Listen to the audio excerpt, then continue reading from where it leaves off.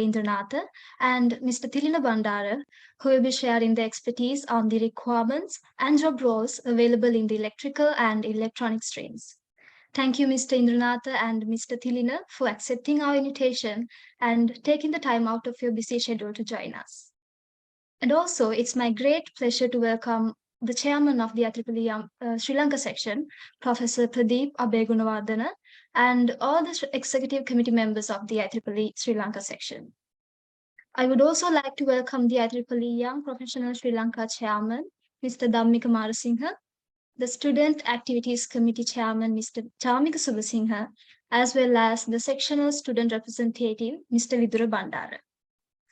And last but not least, I warmly welcome all the attendees who are with us today.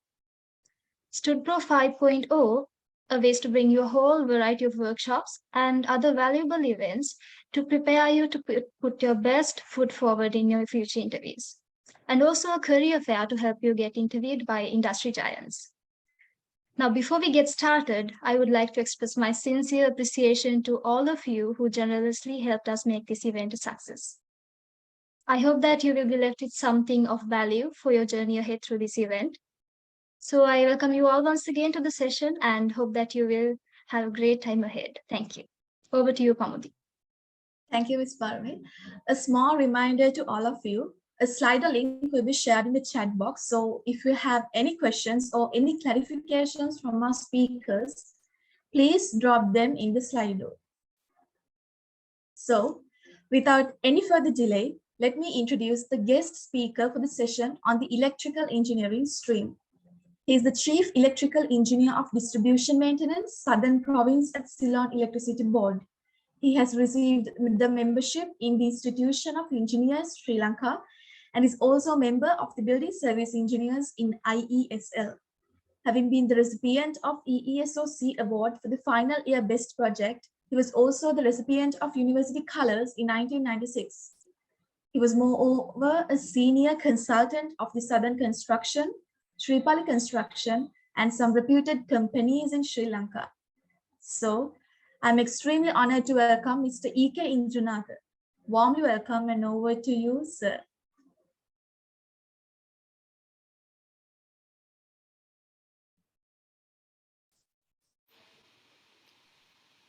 Good evening, everybody.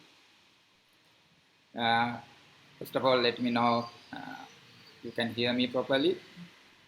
Yes, we can hear you, sir. Thank you very much. First, I would like to thank IEEE Young Professionals Sri Lanka Association for giving me this opportunity. Actually, this is the second time I'm joining with you for deliver some thoughts which will be valuable. And thank you very much for giving me second time for participate this event. So today topic is know your niche. So first of all, we'll look at the meaning of this one. Have you allowed me to share screen? Yeah, you have access, sir. Can you check it?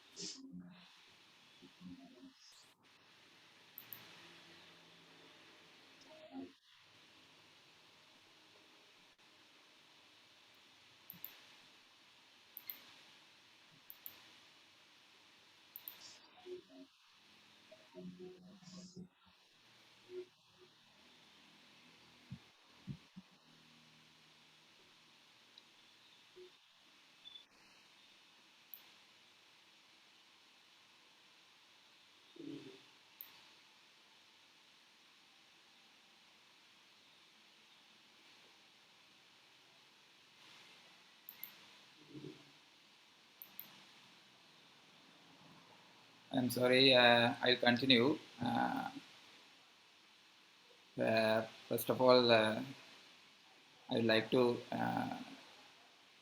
elaborate what you mean by that know your niche. Actually, it is a passion. Know your niche means depending on your ability and your interest, you are selecting a job. Can you remember in your childhood? In your childhood, somebody might have asked from you, what is your ambitions? You all may tell that I'm going to be a doctor, teacher, engineer, driver.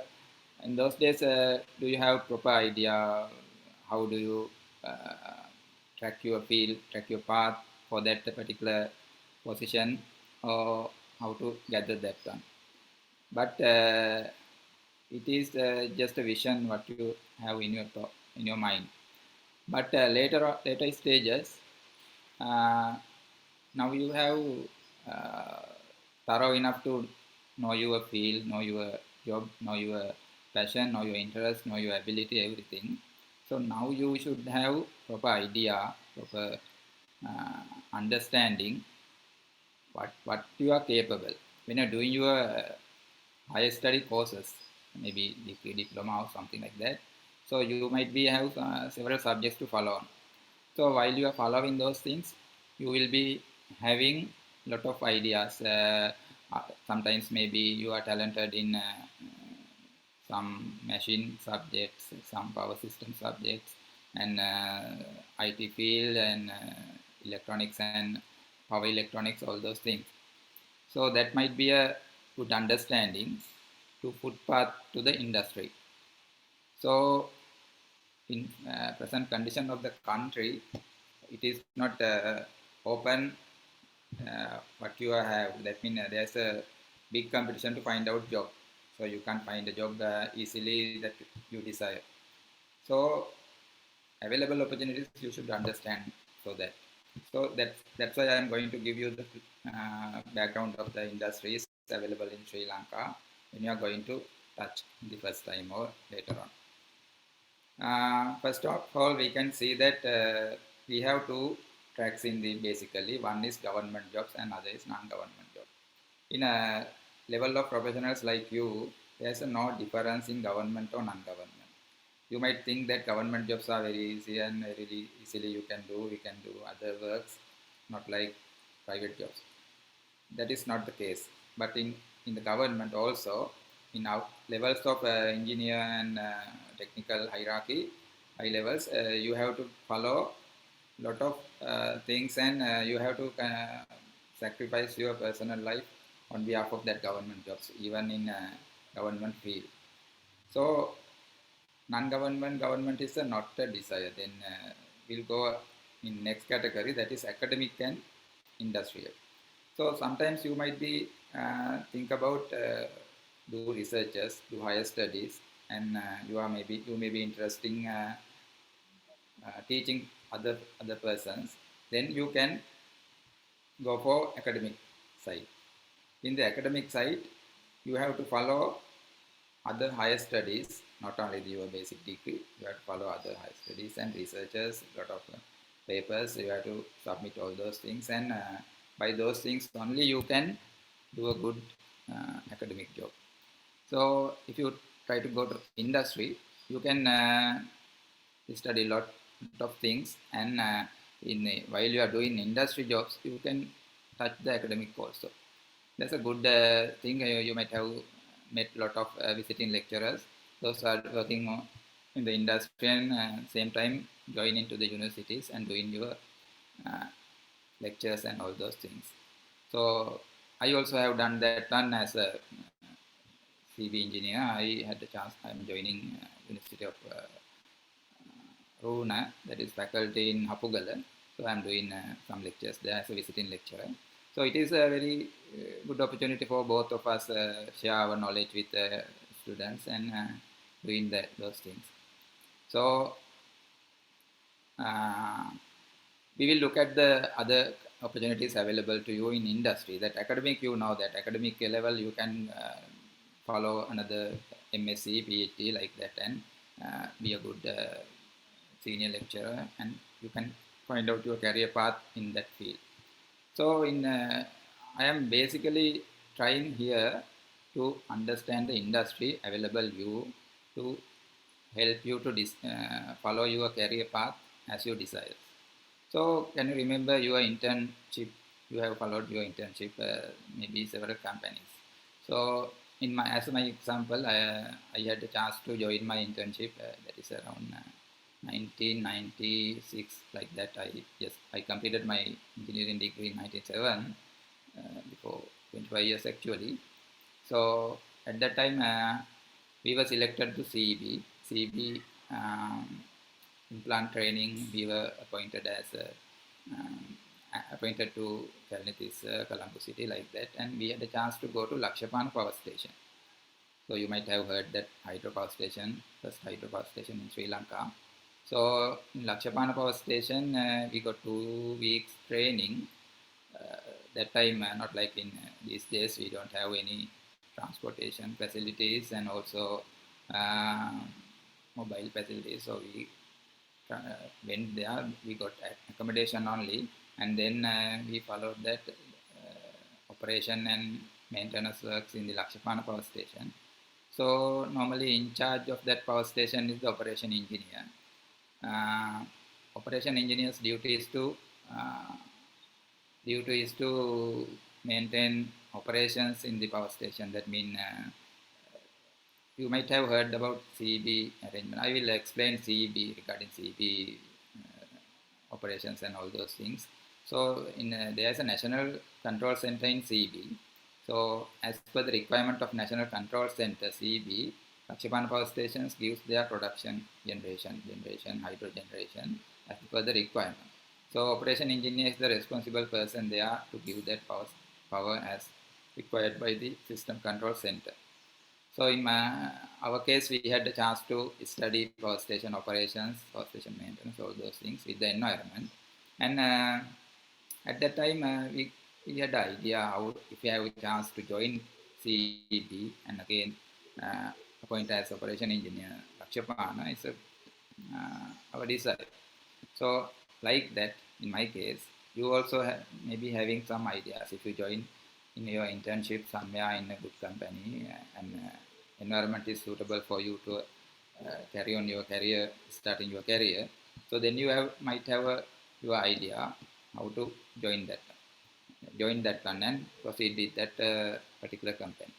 So I kept that in my mind, and when I passed out, I had a chance after 2 3 years to go to the interview in CEB, and we were selected as young engineers there, and we were given chance to select our place of work. And Lakshman is not an attractive place because it's very remote and people are not like to go there. So anyway, voluntarily we were requested we'd like to go there, and uh, without any competition, we were given that chance. We went that power station and we started our career Lakshman. That's a good opportunity. Like that, in that case, you might have now you in mind. Uh, this is the place we like to do, and this is the way we are proceeding like that. That is coming to our mind in our in-plant training internship.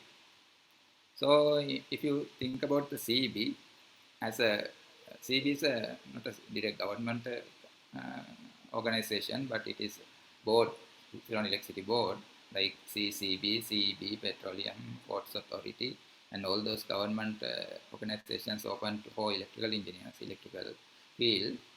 So in CEB, in the case, the CEB is the largest organization in Sri Lanka.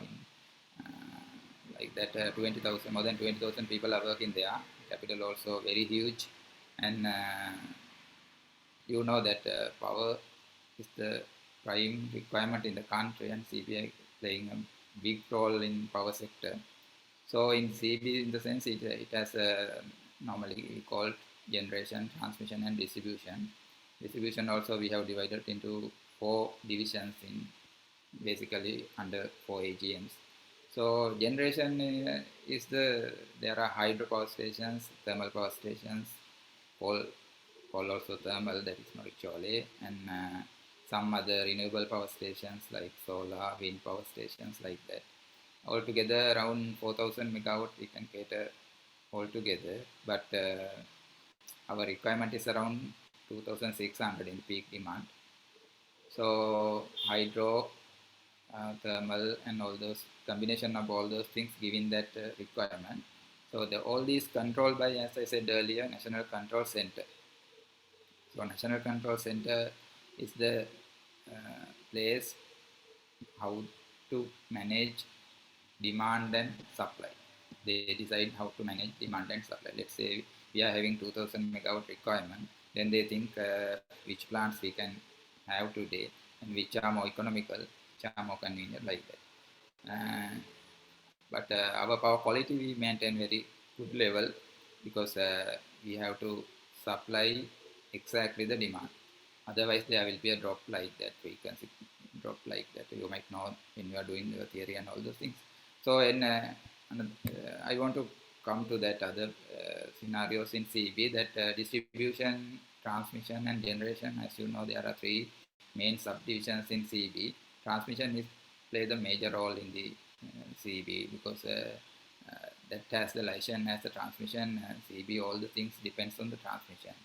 So 220 kV line transmissions and 132 grid stations, all those things are belongs to transmission division. Then after that there are distribution, that is called 33 kV division distribution system, like area offices, consumer service centers, depots, all those things belong to distribution sector. There are four divisions in under 4 ATMs like that. So if you start your career in CB, if you wish to start, best thing is to join generation, transmission like that, because distribution is a little bit management side, not technical side. Technical jobs are available in most of the things are in generation and transmission. So best place to start career in generation, because generation uh, covers most of the things we studied in our universities, power system, machines, all the controlling, that I told that power electronics, all those things are available in technical side like generation. If you start from operation engineer, then maintenance engineer, station engineers, like that, lot of things to cover in this area. But other than CB, there is a big opportunity in engineers for building services side in Sri Lanka. So if you think about that, design a building, it might have a lot of electrical distribution system. So when we are doing high-rise buildings and all those things, there should be a proper design in medium voltage electrical system, low voltage electrical system, and extra low voltage electrical system, building management system. All those things has to be done properly by professional persons. That's the main thing. If we start the building, we think how this building cater their energy. So there are several ways. Earlier we think about the having generators and thermal for emergency power, and then CB power like that. But now we are going to concept like that green energy. Green energy means we are not mainly concerned about CB power or that diesel power. So we can have self-sufficient power generation inside the building using solar systems, off-grid systems, battery systems like that. So those are the things mainly concerned now, because now power problem is very high in the country and in the world as well as. So we are not going to have external power. Internally we try to generate whatever possible power, and whatever the result power requirement only we are trying to get from other places. So in the case of that building service engineers, you have to be professional building service engineer. So first you have to start from your career from the organization available in the country, like CCB, some Shinipon, Maga, like that. Those companies are doing a lot of building service engineering.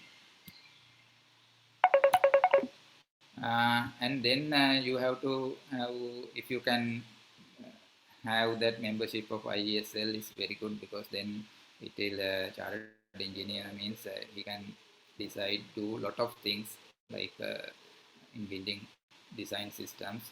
So even testing, commissioning, all those things are entitled by the chartered engineer.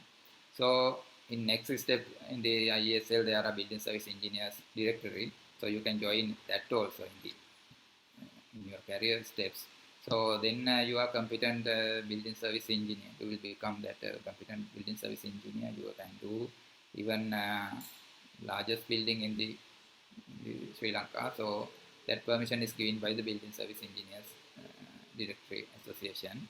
So then in this case, you have to think about new systems like power supplying from self-sufficient power arrangements like battery systems, off-grid systems like that. And other things is building management systems. Earlier, not like earlier, you should be able to operate your internal switches, all those things when you are while working in the office, remote operations, and you might know the CCTV system, IP systems, and all those protections are connected with building service engineers. So that is a good opportunity for the people who are like to have IT plus electrical people can do. Even this is a good job for the individuals doing their own companies, because building services there's not a lot, not requirement of big capital, all those things. You can manage, start a job office your own, and you can start designing and constructing all those things in a small scale, and you can develop with that, and can do a big job, because in other countries they are not even put up a garage without proper design. But in Sri Lanka, people are having attitude paying for engineers is useless things, because sometimes they are paying big amount of money to the bathroommates, electricians, unnecessarily without taking consultation from engineers. So in other countries, but they are not doing like that, not practicing that. They are practicing proper design and follow it up until end up, and doing the commissioning and testing also by the same engineer. Then only they satisfy. That's the best way, because when we design a cabling system, we are thinking about all the parameters necessary, that cabling installation method and cable size, protection methods, all those things. But in other people who doesn't know the exactly the thing happening, they will try to have a biggest cable and waste lot of money. So there's a, for your knowledge, and the best thing is to uh, do that and convince the people in properly that economically how they benefited when they are doing proper design and all those things. So that is the good opportunity if you think about to try building servicing and doing your knowledge, using your knowledge in the private as well as in private organizations, companies like that. So the in the other part of that, BOI projects are available. Lot of BOI projects constructing panel boards, switchboard, control boards, all those things in high voltage as well as in medium voltage, low voltage. So those BOI companies, what you have studied in your career path, you can use all those things in all such companies like KIK, Shinipon, and there are so many private companies doing those things. You will have really those vacancies, and you can develop your design skills and all those things in those companies. So in the sense of that continuing your career path in other production areas like Sri Lanka, there are available so many production companies. In C, you might have heard cement factories, and there are a lot of PLC controlling and new high voltage, medium voltage controlling, all those things combination.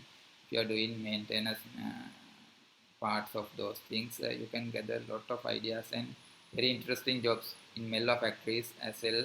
They are doing a lot of things, machineries and all those things. Production, in production side, there are so many opportunities in Sri Lanka, like big companies like doing metal production and cement production plants like that.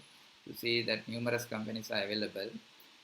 Apart from all those things, you can think about your own um, inputs. sometimes that's the best thing if you gather some idea in little 2 3 years time and try to switch on to your own businesses. That's the best way. There are two ways. One is while you are doing your job in the particular company, you can touch so many things. That mean other parts of how to input your knowledge and earn money. So in this case, you can try. I have an example. One engineer passed out from Peradeniya University. He's doing coconut export industry, and he's a very young engineer. He's working very hard. It's a big commitment. He's constructing a coconut export factory in the now in the Sri Lanka. But as his age, he has gone a lot of far away other than more than us even, because if you think about such things, very easily we can do, because there are so many opportunities. You can join with the investor, you can join with your partner and put up some company and start such export business, which is very essential in the country. So if you are more than thinking leave the country and serve other places, you can think about invest, live here and do some export and also private jobs and even touch all those things, all those parts. You can earn a lot of things while serving good things to the country. That means now we are as a country struggling to earn a lot of foreign currency, but if our young engineers, young educated people took part this burden and try to give their maximum to the society, it will be a big benefit to the country in this situation. So, can I have my time frame, please, somebody? How much I can take the time? Much? Hello?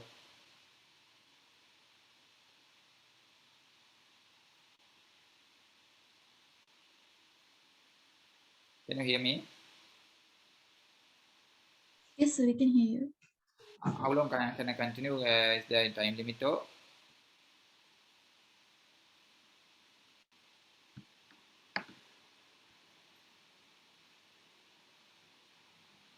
So,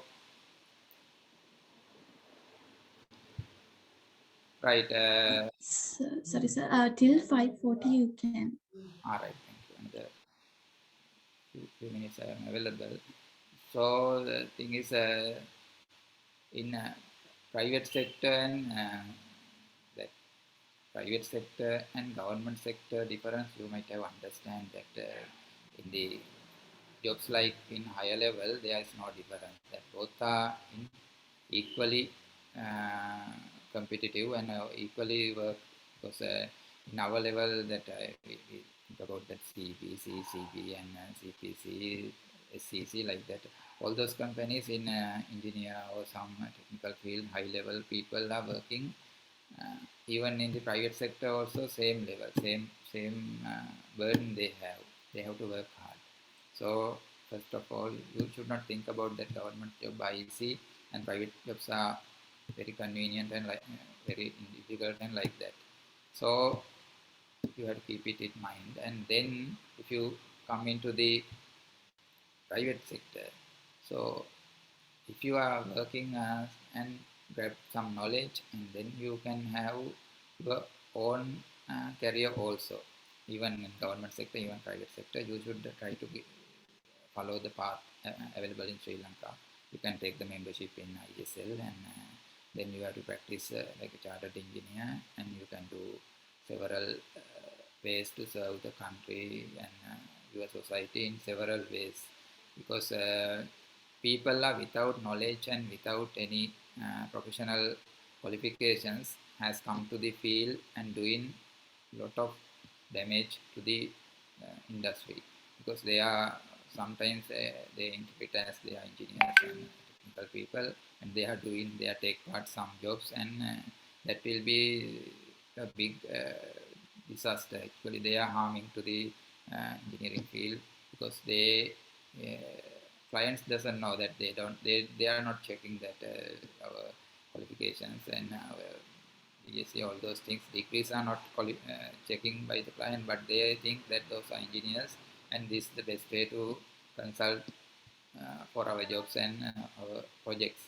But they might finally they might be projects might be unsuccessful and they fail to complete a good job. So you all should learn properly, do good jobs, and help the nation to help the clients, help the projects, and keep the profession uplift the profession and do a proper way, because in as a young guys you should have enough capability to sacrifice your time and all those things. Commitment is the most important, because normally we should not used to work by 8 to 5, and we have enough time, enough courage to take the challenge and continue to work as much as possible.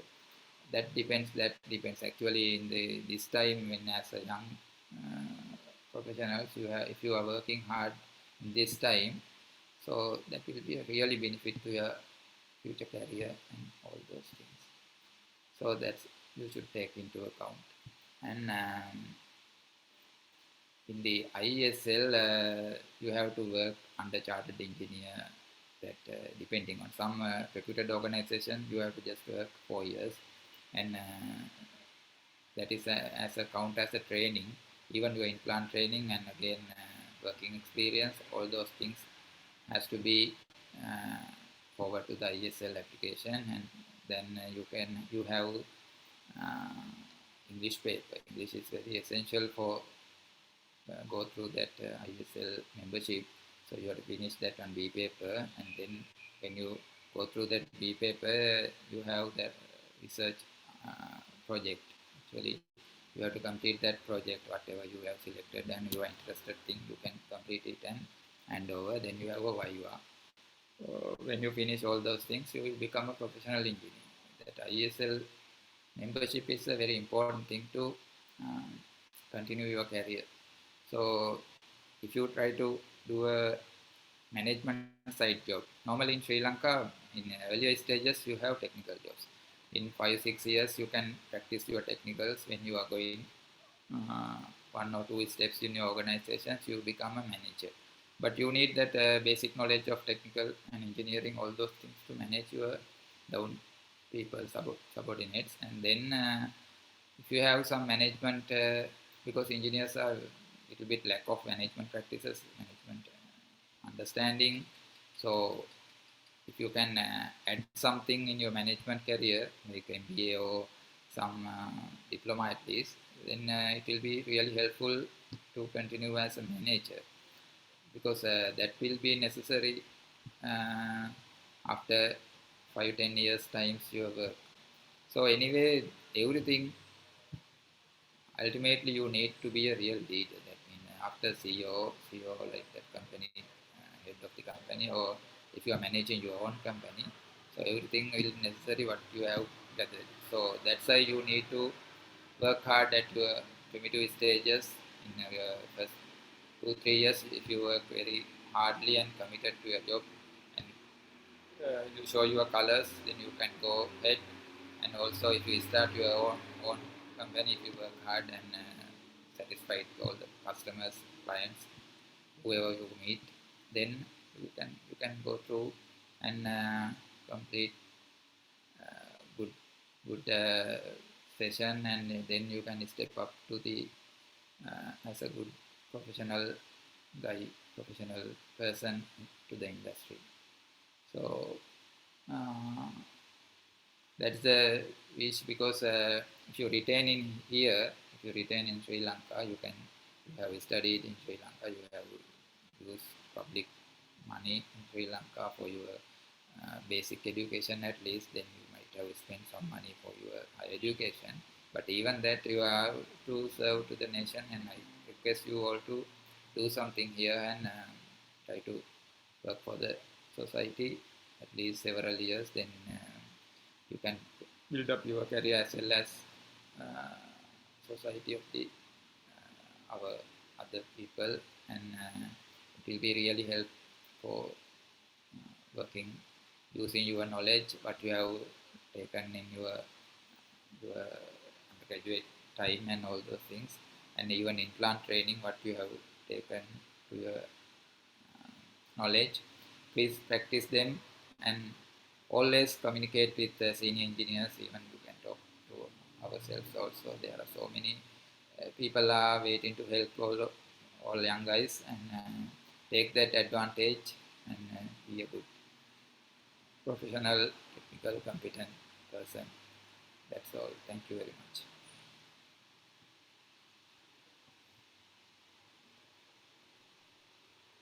Thank you, Mr. Indranath, for those insightful words.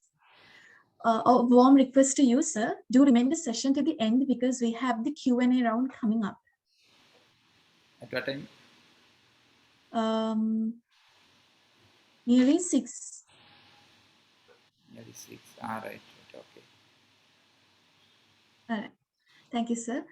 Next up, let me introduce the guest speaker for the session on the electronic engineering stream.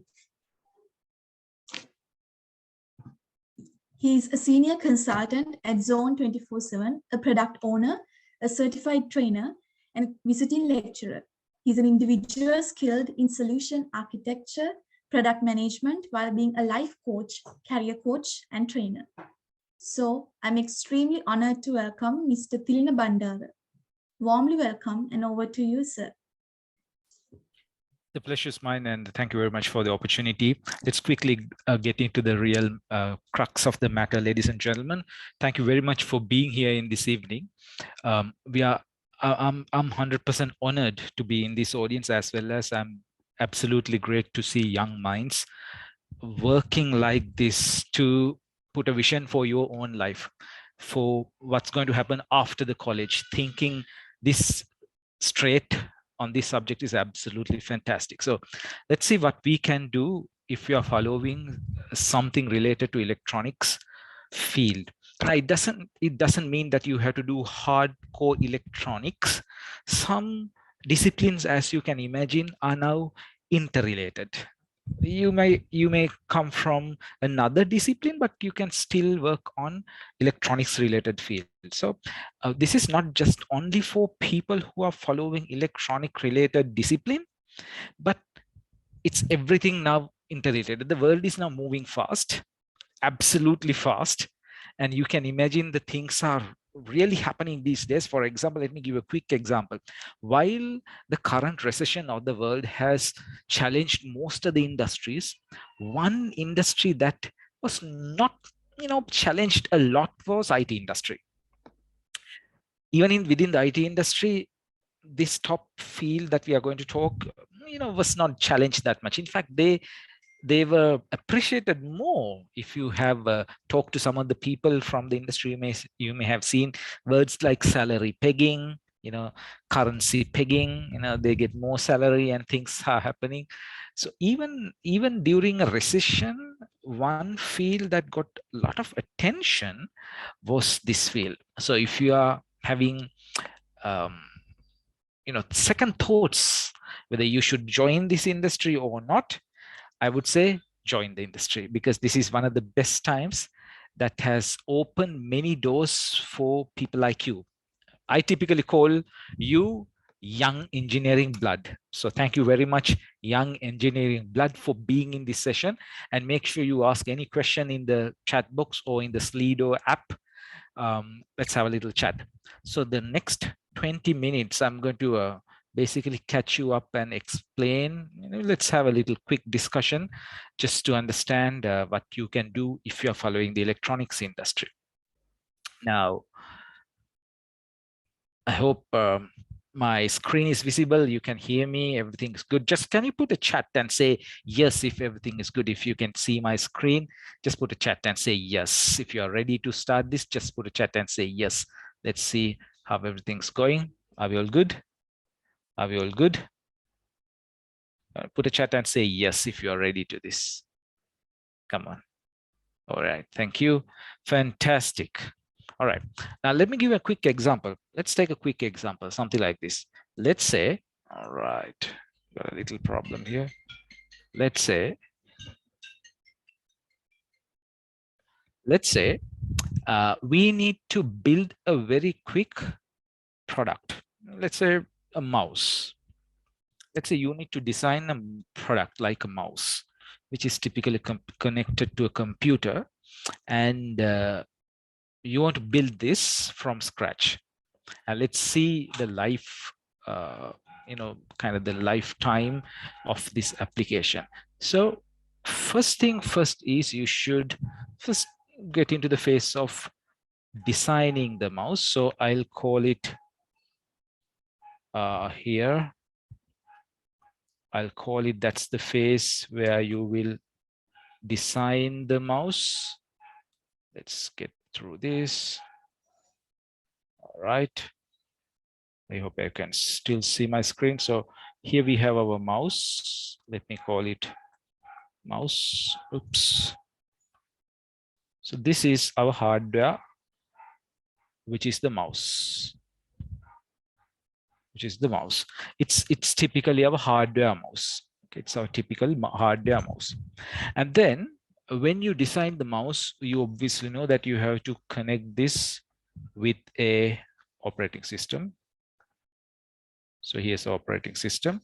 We have connected it to an operating system, and operating system needs multiple layers. Now, let's discuss what you need to do as an electronics engineer in these multiple steps. Now, in fact, I can quickly understand in this situation that there are 4 possible paths that you can take. 4 possible paths that you can take. Number 1, you can understand when you want to design a mouse, you need someone, number 1, to design that mouse. The hardware design person, someone to design that mouse. That will be your number 1 requirement. Who will be the guy who designed the hardware level design of the mouse? Just like the gentleman who mentioned earlier talked about designing phase. The first and the foremost part of designing any hardware is designing the hardware side, which is typically done by hardware level people whose ability is core electronics ability. So you talk about designing hardware level electronics people. So these are core hardware jobs. Now let's imagine that part is done, which means we have a working prototype, working PCB, electronics are soldered, electronics are designed, everything's fine. Now we have the hardware done. Once the hardware is done, we need a little bit of brain to this hardware. Even the mouse has little software inside this. That's where we typically need the second type of people. Second type of people are called bare metal firmware developers. Bare metal firmware developers. Or you may have heard of things like RTOS, real-time operating systems. So second phase is where you bring bare metal firmware developers or RTOS people, real-time operating system developers, who will join in developing firmware inside the mouse. Remember, the first people came and designed the hardware, laid the fabrics, laid the PCB, did the PCB designing, the electronics design, they soldered, they are done with that. So we have a microcontroller here, probably a microprocessor here, and that's done. The first person's job is done. Second person comes, who is the bare metal firmware developer. Or he can be working on the real-time operating systems. He will come and work on the bare metal firmware, which means you will write firmware on the microcontroller which is present in the hardware. That's the second person. Third person is the person who want to make that connection between the mouse and the operating system. Typically, we call those kind of people person who will develop board support packages. You can call it BSP, board support packages developer. Board support packages. Typically, this will be the person who will make sure your hardware connects with the operating system. So you'll have to know about the operating systems more. And fourth will be the person who will work in the operating system level, right? That's the fourth one, operating system level, developing applications for your hardware, which means if it is a mouse, you have different applications where the mouse will actually work, So let's talk about those four things again. Number one, you have someone to design the PCB here, to do the hardware designing. We'll call it a hardware designer, number one. Number two is the firmware developer. You can call it the bare metal firmware developer, or probably it will be a real-time operating system which is inside the hardware. It can be any hardware device. This is a hardware device. This is a hardware device. Your keyboard is a hardware device. Your anything that contains the camera is a hardware device. Everything has a brain inside that, typically can be a microcontroller or a microprocessor. So the second guy will write the bare metal firmware for that microcontroller or microprocessor. That's the second job. Third job, just to reiterate, is the guy who will make sure the device will connect with operating system. Operating system identifies the device. That's the third guy, who typically we call a person who writes board support packages. Board support packages means the hardware with firmware will be compatible with different operating systems. So how do you know, for example, this camera, which is a Logitech camera, you know, this Logitech camera, if I fix into my Linux computer, it will just work without many things. I'll have to probably download the driver and it'll just work. Who writes that driver? BSP, board support package. Probably it'll work without downloading software probably. That's because somebody has written the initial drivers in the operating system level. So somebody has to sit and think how your hardware will connect with the operating system. That's the third one. And fourth, obviously, there are application developers who will make sure your hardware will work on the computer level. These are the typical four jobs that are available. Job categories, in fact, I say job categories that are available. Now, here's the challenge to you. What do you like to work most? Let me give you an example for each of those four categories, considering time also. Now, if you are someone who loves a lot into designing, soldering things, designing electronics, bringing up PCBs, testing where some circuits are not working. If the circuit is working, designing circuits, designing electronics, PCBs, and testing whether these things are working, that may be showing signs that you're more interested in the design phase. So you may like the first phase, which is designing hardware. So you may be interested in designing PCBs, testing PCBs, bringing up the board, testing a brought up board, soldering, these kind of things, designing the first prototype of a device, and mass production of electronics boards. These are all first level design level things. Second one is if you're someone who likes to work with very low level languages such as C or C++ or assembly, very low level languages. If you are more into those kind of low level languages like C, C++, assembly, and you like to work with peripherals like microcontrollers and microprocessors, and you are much into real-time operating systems, then you are the second type guy, where you will be more into firmware development. That's the second guy. So you will mostly work with C, C++ like low level languages, and you will mostly work with microcontrollers, microprocessors. Third guy will be the guy who interfaces this hardware device with the operating systems. Now imagine, let's take an example, something like the mouse, which is a very common thing, which is a generic device. The moment I plug the mouse into my USB, the computer will automatically identify that. That's because the computer, the Windows computer that I'm using at the moment, even your computer, has pre-built drivers which identifies this generic device through USB.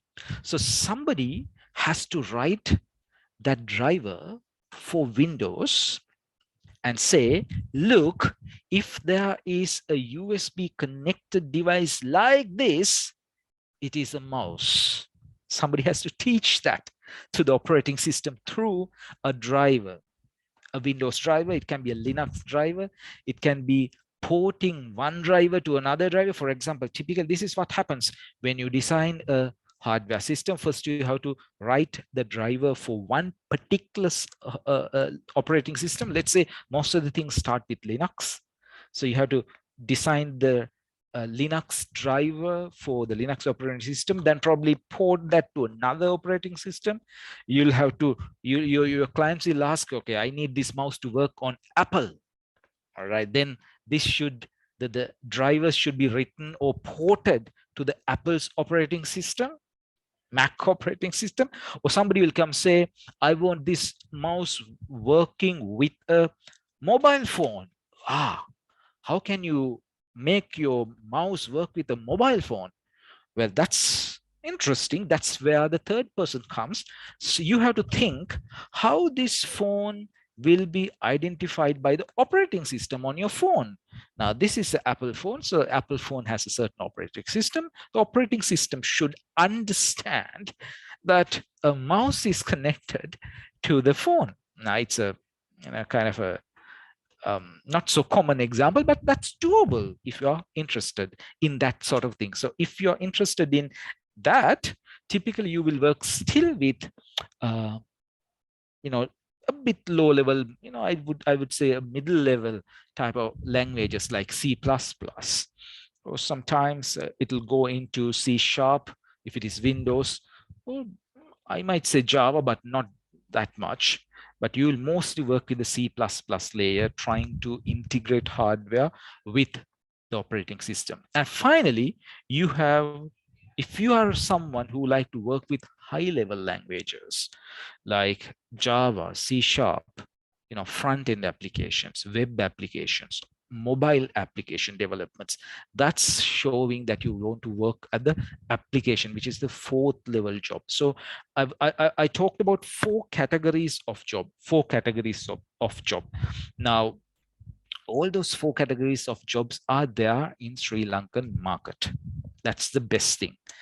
Just to quickly summarize, all those four categories of jobs are there in the market with different names. Now, in my organization, first level, second level, third level, all three types of jobs are called electronics engineer. All three types of things are called electronics engineer. But there are certain other organizations, you will have different names for different people. Some people call them directly bare metal firmware developers. I know an organization which separates all those four things by four different names. They have bare metal software developers, bare metal firmware developers, electronics designers, electronics PCB designers. They go into specifics and design and name these things. But there are other companies who will typically give a common name for all the jobs except the application level software development. But now I believe you are clear on what we are talking about. We are talking about that there are multiple categories of jobs if you are following electronics industry. But let me remind you one thing. If you are really into electronics industry, and if you're planning to move into the IT sector, which I invite you to join because this is the best time to join. But I want you to remind one thing. The electronic sector or the embedded systems sector does not live alone. It lives with software. Embedded systems or electronics sector does not live alone. It lives with software. So you cannot say that I am electronics guy and I do not need to know software. That time is gone. When I was joining the industry back in 12 years ago, the situation was like that. There were people who did not know software. They were just hardcore electronics type of people. They did not want to learn software because there were other people to do that, but that time has gone. So if you are thinking about following electronics related field, one of the main requirement is to know software. So software and hardware, embedded systems, electronics and software, they go together. So I invite you as young professionals to spend time very specially learning a software language, because you cannot move forward without the help of software, because electronics always go hand in hand together with software. It's like woven together, it's connected. You cannot detach them so easily right now. So I cannot stress that enough. You have to make sure that both these streams go together. Having said that, if you are coming from the electronic system, you have the advantage of moving to other disciplines very easily. So if you are coming from electronics industry and if you are interested in joining a software firm, software job, you can very easily do that, because you have the general common knowledge that you need to know, which is typically available to all of you. So I invite you to know and pay more attention into the software, getting to know that, considering the 4 jobs that I mentioned, 4 categories that I mentioned. And apart from that, keep all those 4 categories away. You can join all other software related industries also. You can become a software engineer. You can become an artificial intelligence engineer. You can become a machine learning expert. You can become a network guy. You can become anyone, but your fundamentals and your curiosity and your basic principles are needed. So let me quickly summarize. You have 4 categories if you are joining the electronics related sector. Number 1, electronics design sector, who is typically working with hardware. Second one is firmware development, who is typically working with microcontrollers, microprocessors, real-time operating systems, low-level languages. Next, you have the board support package developers, driver development people. You're working with middle type of languages like C++ and working with driver development operating systems is a very important subject there. And finally, you have the application level developers. So these are the 4 categories that I envision. There are multiple names in the industry for these jobs. Some people call it hardcore electronics engineers. Some people call it embedded systems or embedded software developers, firmware developers, bare metal firmware developers, bare metal board support engineers. There are multiple names. It differs from one job to another job. My quick advice is, if you are looking for the first job, go and ask for their job description. What's the objective of the job? What do they want you to do? What's your responsibility if you accept the job? And final note, even if you do not like all these 4 things that I just talked, you have enough opportunities to move into any other IT related job which is out there, because you already have the basics knowledge. So you can go into any computer science or artificial intelligence, machine learning, or any related field if you are interested in, which is basically typically linked with the application layer jobs. So we have 4 categories and you can select. And if you are still having doubts whether you should join this industry or move out or join another industry which is not directly related to IT, I would say join IT, because this is the best time. Having said that, I'll stay for a few more minutes. I know we had to stick with the time, so let's wait for a few more minutes to answer any of your questions. Over to you.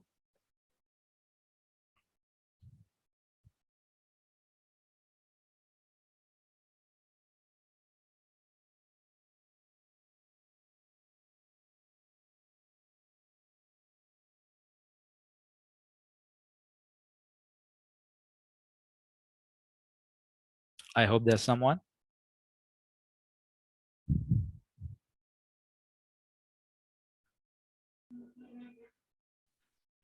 Yeah, Mr. Dilla, we'll move into our Q&A session now. So there are a couple of questions in there.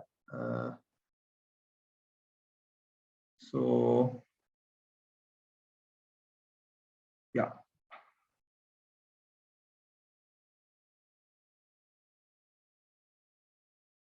Okay, so I think these are like the questions are for both of our speakers. So if like I'll go over them. So if it's your field, you can answer it. So Mr. Tilina and Mr. Indranatha, I think you both can answer if it's your field. So I'll just go over the questions. So the first one is IESL associate membership mandatory to practice engineering in Sri Lanka? Yeah, shall I comment Yeah, on that? yeah. Not actually. ISL membership is associate membership is not compulsory for practicing in as an engineer, but it will be added qualification. If you get the associate member first, normally there's a procedure. We normally in students level we are taking student membership. Next step is the associate member. When you pass out, you can join as associate member. If you continue like that, you can. It is next step is when you fulfill your requirements, you can join. You can take the membership. That is a chartered engineer. There's a path, but associate membership is not a compulsory thing, and no industry is asking you are an associate member or not, or like that. No one normally giving high weightage for that one. So it is good thing if you try to follow it as a if you're going to be a professional electrical engineer or civil engineer in a professional body.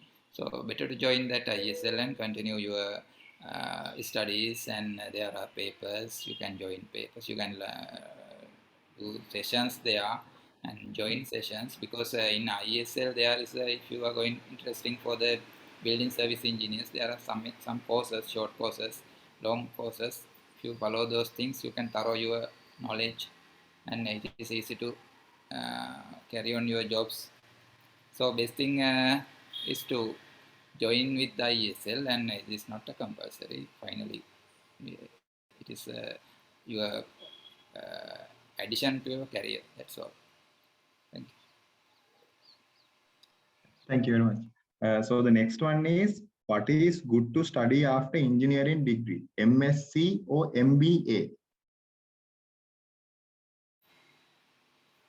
Shall I comment a little bit? Because as I told in my session, engineering is in your young age. That means 5 to 10 years time, you are practicing your knowledge, you are practicing the as an engineer. Technical things are happening in the organization, even in CB like that. But afterwards, you switch on to the management positions. So then you should have managerial knowledge. Engineers are a little bit lack of managerial knowledge in the our studies, IEM we are doing, but little bit lack as we feel. So I recommend to go for a management level uh, higher studies if you possible, because it will definitely improve your career, and will help that one.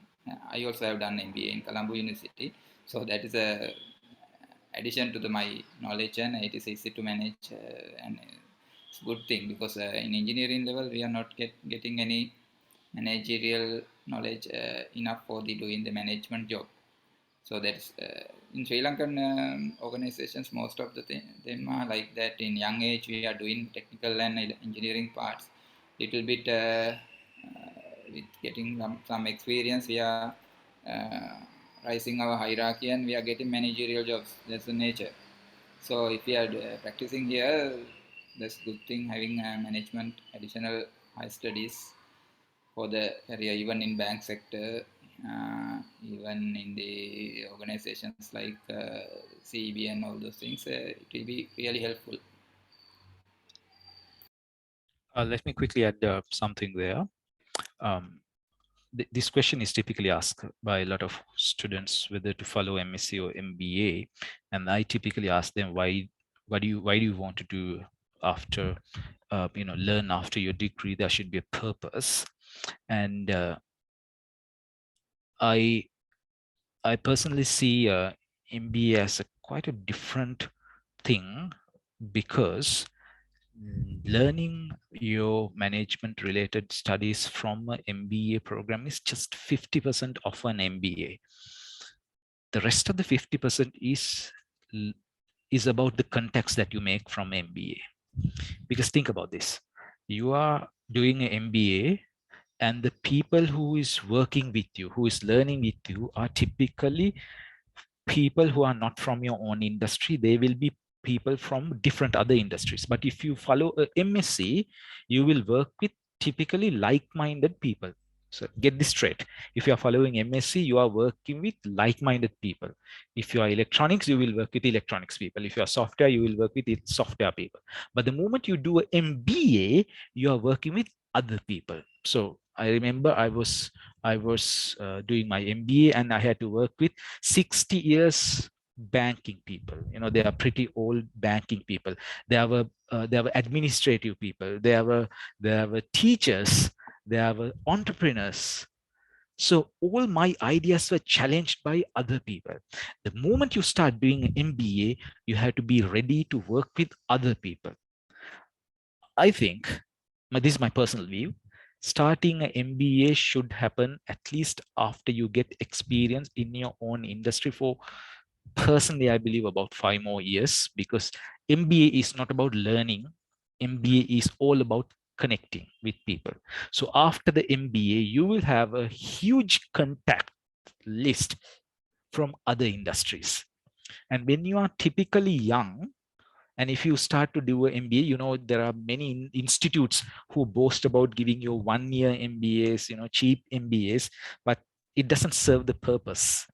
Because at the end of the MBA, you should be able to work with people from other industries. You should be able to work with senior people from the banks. You should be able to work with junior people from other industries. So it's a different skill that you're getting. So my suggestion is, if you want to do an MBA, make it a bit later, probably after you get your experience. The moment you like to work with other people, then start your MBA.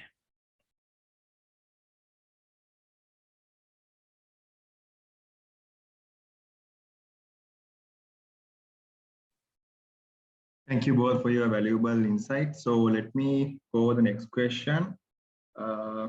Is it good to join IT industry like full stack development, even if you have a degree in electronics and telecom? Absolutely, yes. In fact, when you join the industry, having a degree is just a minimum qualification at this level. Even sometimes we have people who do not have degrees. In my organization, there are